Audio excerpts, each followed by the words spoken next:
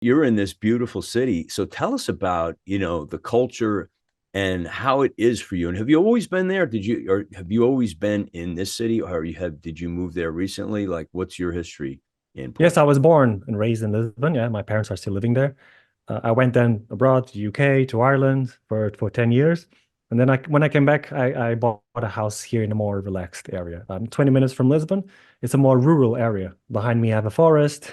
In front of me, I have the beautiful Tagus River. So I have some horses here, some cows, and so it's a good mixture. It's like more relaxed lifestyle than I had for the 10 years I was abroad.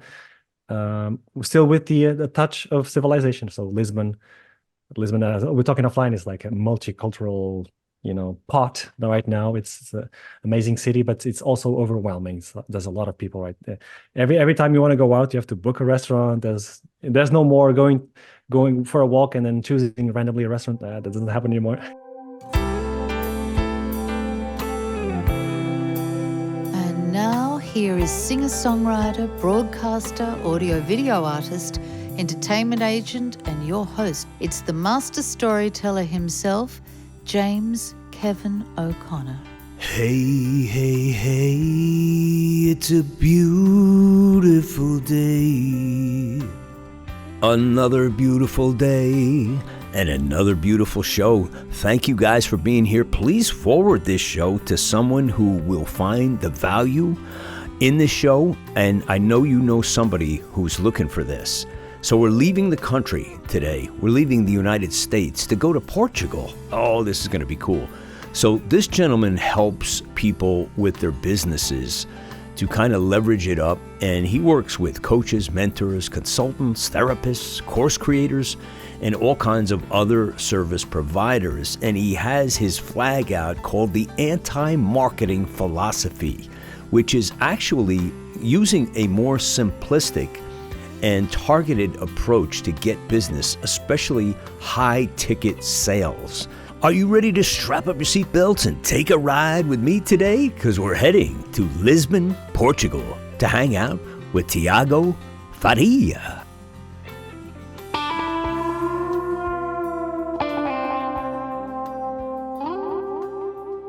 Really great to be here with Tiago Faria from Lisbon, Portugal. Now, I've never had anybody from Portugal, period, of all the countries we visited over the years. But Tiago, it's a pleasure to have you on board. True honor to be the first Portuguese here. It's amazing. Thank you so much for the opportunity. I think we're gonna have a fun chat. Yeah. So let's start with how first of all, please explain to our audience like what it is exactly you do and how you came to be in this space.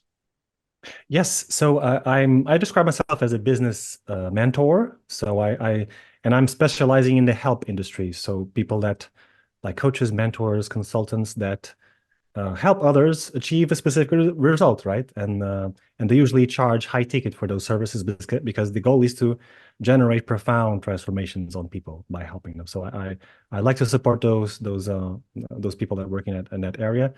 And what I do is I truly believe that's why I have this anti-marketing topic around the way I position myself, because I truly believe that we already have everything we need in our world to start to grow sustainably and in a fun way this kind of business, this kind of business that I was talking about, instead of being overly focused on the shiny objects of funnels and ads and very complex marketing strategies that usually distract us from what is essential. And I've been in that trap of trying one thing that seemed very complex and fast and didn't work, jump to the other one, and I kept going on that path without allowing myself to reach the full potential of one specific strategy. So that's why I'm anti that, those flashy things that just distract us.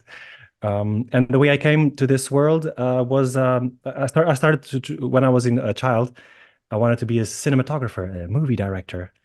I was always making, those short movies and stop motion with toys and with my brother and sister. But then I tried to go to the cinema conservatory here in Portugal, but I soon found out it was very elitist, Elitist, yeah. Uh-huh. elitist, and I didn't get there. I got very upset. So I tried to figure out, okay, what can I do? Advertising, marketing, sounds close enough. So I graduated in marketing and communications, and then I did my master's degree in Manchester, United Kingdom, in a more targeted niche, which is strategic consumer marketing. I was still trying to figure out what I wanted to do.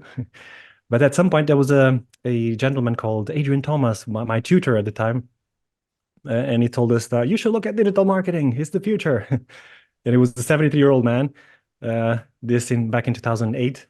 And so, okay, this is what exactly I should be focusing on. I changed my thesis to the impact of search engine, Google, in the UK consumers. Had a blast with that. Came back to Portugal, worked in some as freelancer, in also an intern in an agency. But I always had this goal in mind to go to Google, the holy grail of this world, of the digital space. And so I figured out I knew someone that worked there.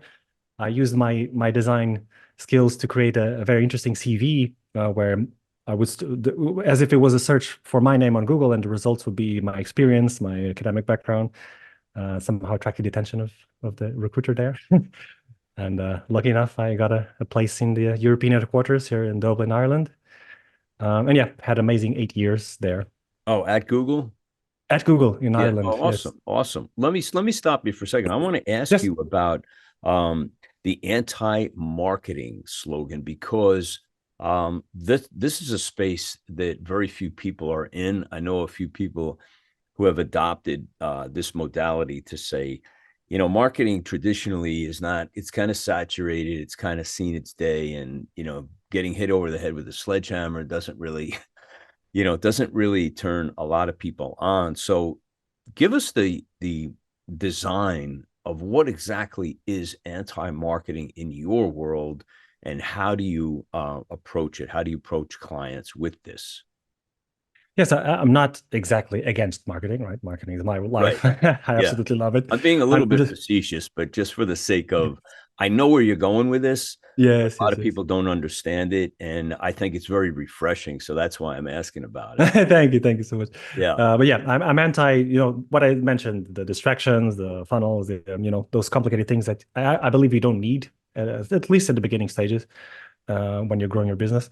And I believe you already have everything you need in your world. You have established relationships. You have a contact list of people the friends, family, colleagues, LinkedIn connections. You probably have already a customer list, people you've worked with before, or leads, or people you've had sales calls with. And most of us already have an audience on social media or email list. So those three specific areas, I believe it's enough for you to create and grow a very interesting business.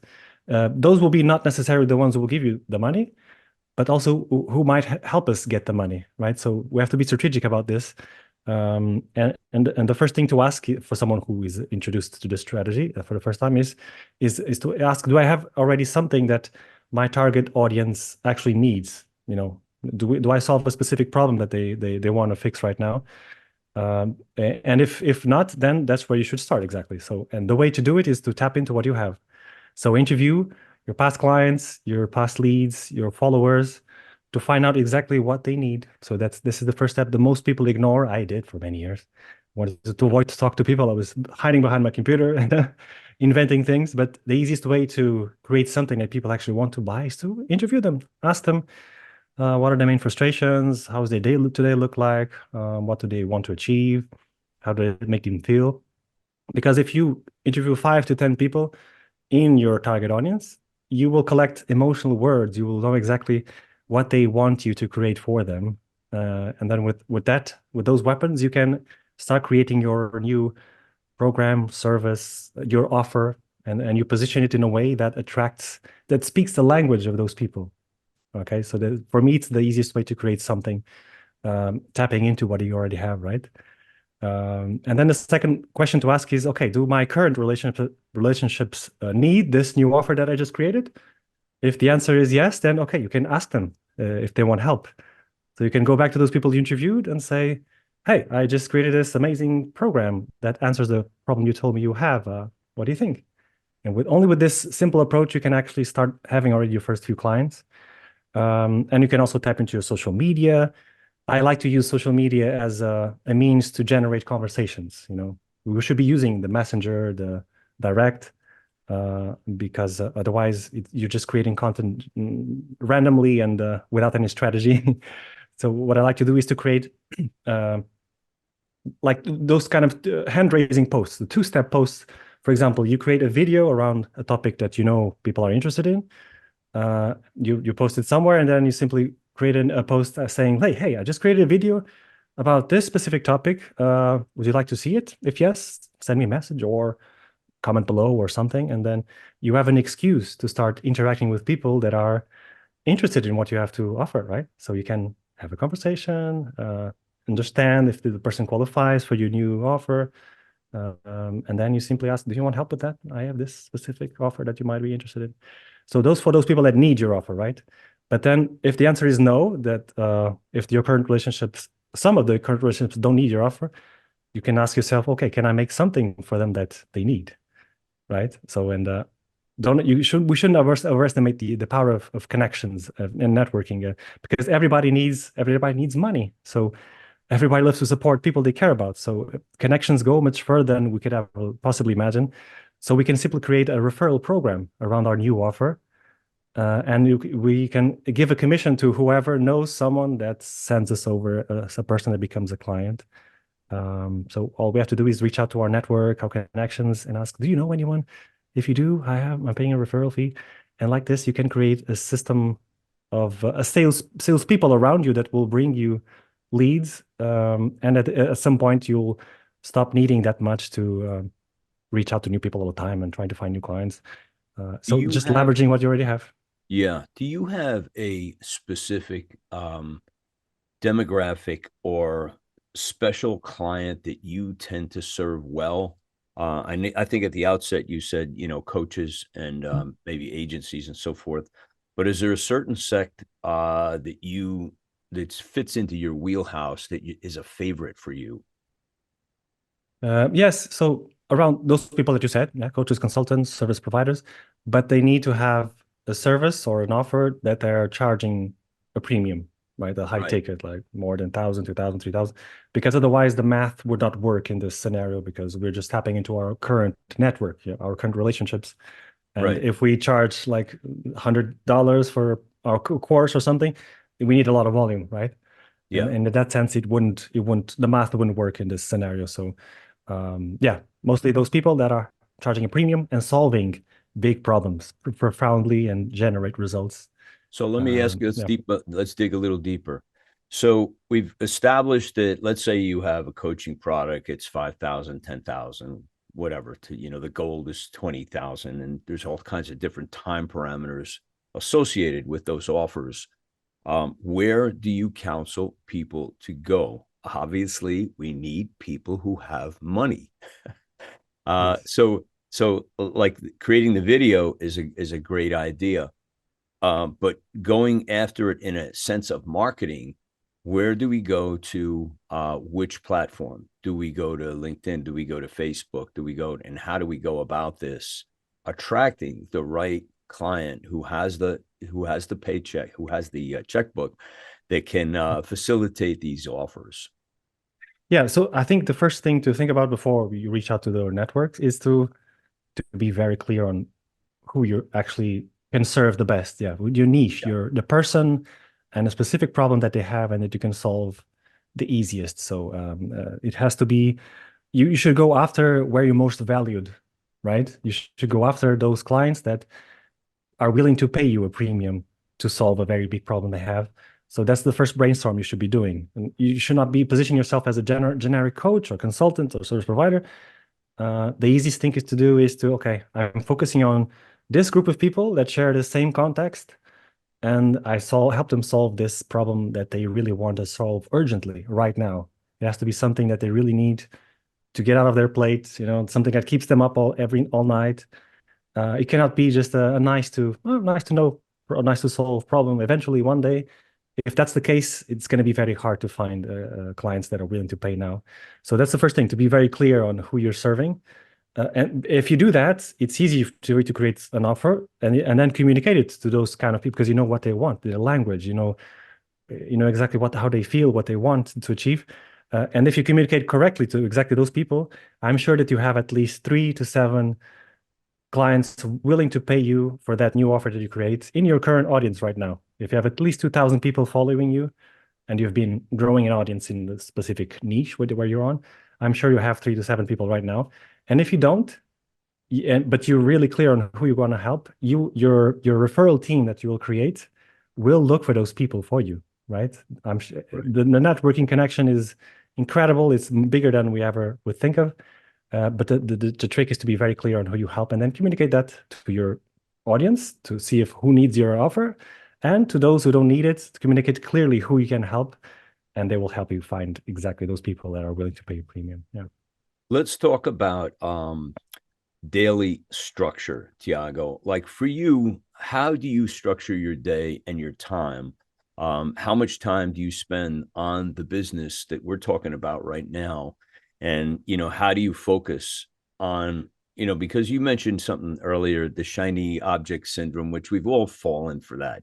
I think almost anybody that's in this space has been a victim of the shiny object syndrome because you're jumping from one thing to another, trying to figure out how do I find sustenance in this world, in this digital, online, social media world that is still relatively new, all things considered. And how do I take what I have and find the right place for me? So I guess I'm asking you is, first of all, how do you get past that, and how do you structure your day in a way that you get the most juice and the most leverage out of your hours when you're working? Yes, absolutely. So as you discussed, the shiny object trap, I was in it for 3 years. I really was lost, completely lost in myself. I was confusing my clients and things were not working. And only until I finally decided to work with a mentor, I chose to work with Terry Dean, a dinosaur of internet marketing. And okay, what made the difference to me was to create my own vision. So where do I want to be in the next, 3 to 5 years? And have it very clear in my mind, not just financially, but how does your life look like, the family, the friends, the lifestyle, and be very clear of what I wanted to achieve, because that is already a good step for me to get rid of distractions. I know exactly where I'm going. I'm going to focus only on the right things I need to do to reach that level. And then I deconstruct that vision, create a plan for the year, and then for the quarter, for the week, and daily, what keeps me avoiding distractions and saying no to multiple things, and is to organize my day into simple things. Just what I've been creating right now is I focus on 3 things only. I should do one activity every day for marketing, be that creating a post or going on a podcast or creating my own podcast. So that's one activity for marketing, and then one for sales. So following up with a potential lead, I don't know, sending an outreach email for referrals, and one activity for the delivery of my own services and coaching programs, etc. So improving my delivery, because we are in the service of delivering results. So if we don't have results, we don't have testimonials, we don't have case studies, people will not enjoy working with us, and we're not going to be happy. So it's a problem in this industry. We need to make sure the delivery is one of our priorities and not just marketing, new clients. We need to make sure that delivery is also one of our priorities. So if I focus in only 3 things in my day and I deliver them, okay, I'm done for the day. I feel fulfilled. I feel that I'm on my path. I know that if I keep doing things consistently over long periods of time, it's inevitable that you will get results rather than jumping on from activity to activity. Okay, so we got 3 things that are at the head of your list every day, and you work on those. How many hours do you work a day? So for those 3 things, I usually reserve my 3 to 5 hours in the morning, and then for the rest of the day, I can do the other things. I can look at my email, look at the priorities of others, get distracted with social media, and etc., or spend time with my family, go out, etc. But I have this sense of accomplishment. If I do those 3 simple things, the day's good. You don't feel like I have to work more hours, because otherwise business is going to crash. No, I feel confident that I did my job, if I keep doing this, the results will compound, right? And it's a better for our well-being as well. Do you work on the weekends? No. I avoid it as much as possible. Only Right. if I have something scheduled with someone from Australia that is very hard to organize. Yeah, A client from Australia. Australia is a tough one. It's a tough one. Oh my God. Doing interviews, like the first time I had, because I've had a lot of Australians on my show, and oh my God. the hours are like really, and I'm not good at doing interviews at like late afternoon or evening, because I expend a lot of energy. I get up very early and I work really, I'm pretty focused on what I do. But it's tough to slug it when an interview 8, 9, 10 o'clock at night, 11 o'clock at night. It's Oh really my God. tough. But the reason I'm asking about the weekends is because I used to be a workaholic, and I stopped working Sundays years ago, and I found that I was way more productive. And Saturdays I don't really work anymore either. I mean, I work on artistic projects, but that's not work for me. That's fun. Like Yeah, doing music is, that's like it props me up and gives me energy. But I find that the more you do what you're doing, be so strategic that you're actually doing less and accomplishing more. yes. Because we tend to like run around like a bunch of chipmunks, chasing nuts or something. You think we just keep piling it on. I want to do so much, and it doesn't seem very effective because we're not organized in many cases and very, very structured in our approach. So And there's a fear of missing out, right? If I don't work more hours, maybe I'm missing out on something, Yeah, that's what happens.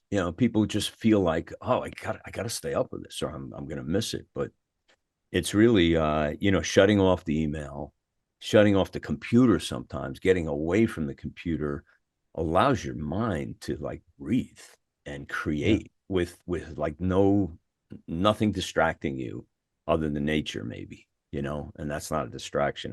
It's a place to create, I feel.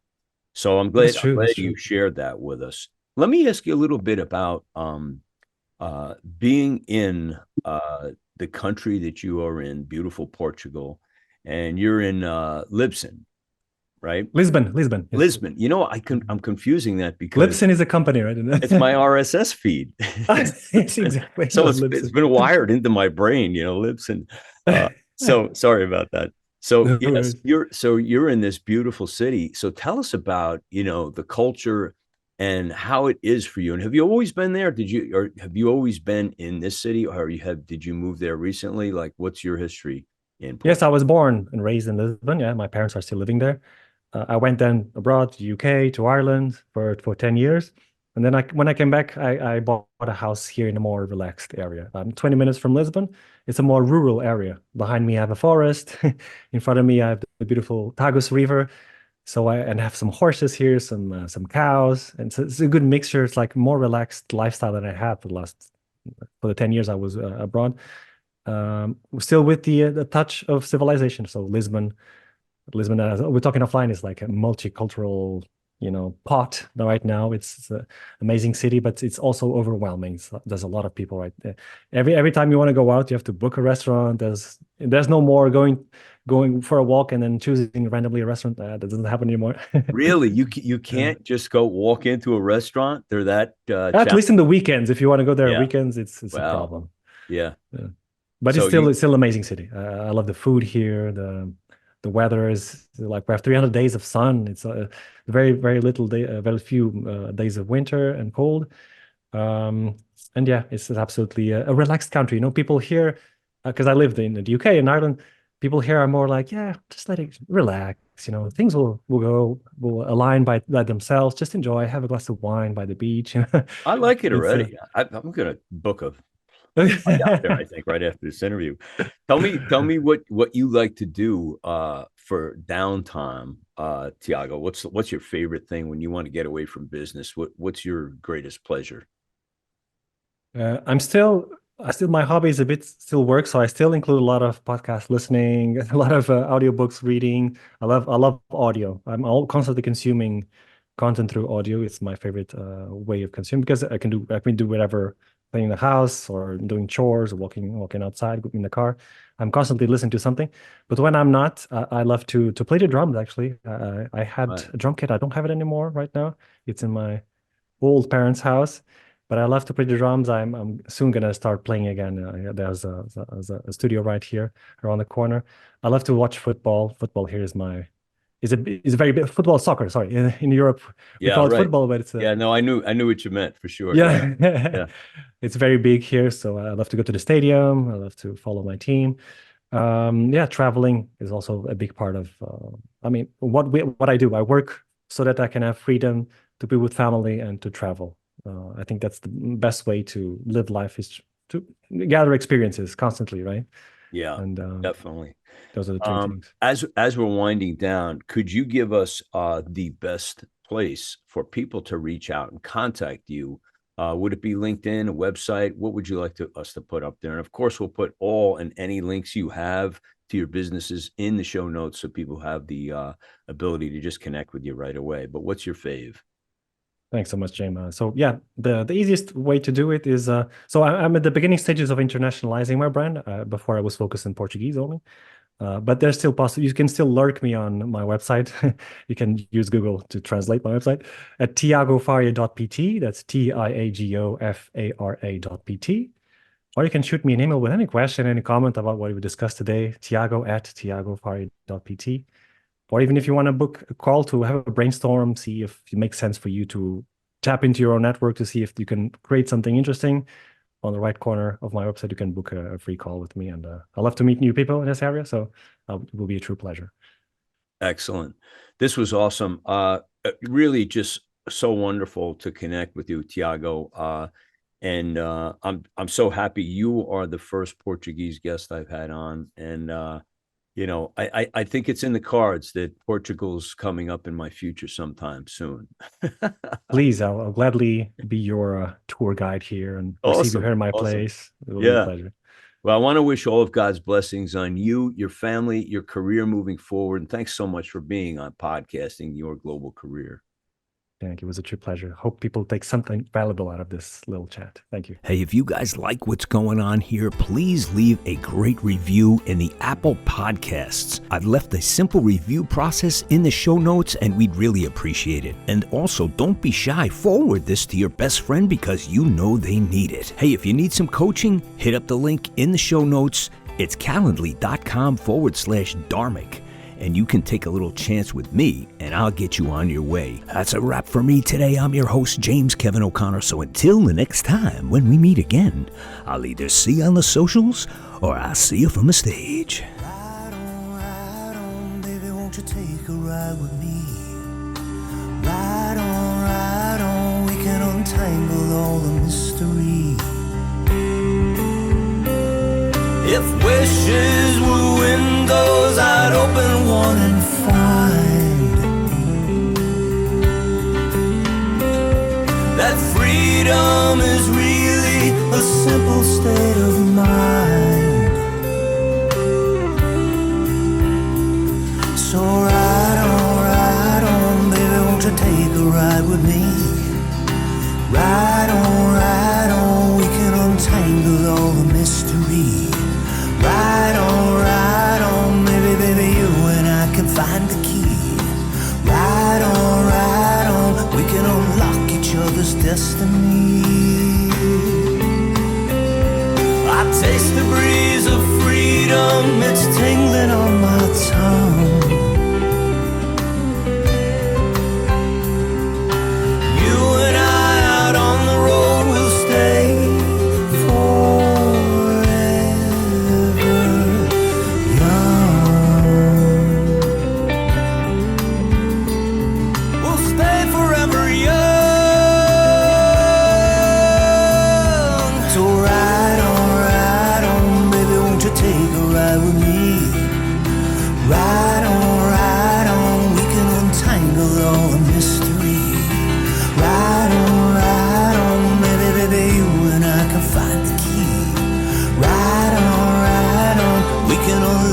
each other's destiny. I'll take you take you places that you never dreamed. I'll take you places that were pictures in your mind. I'll take you places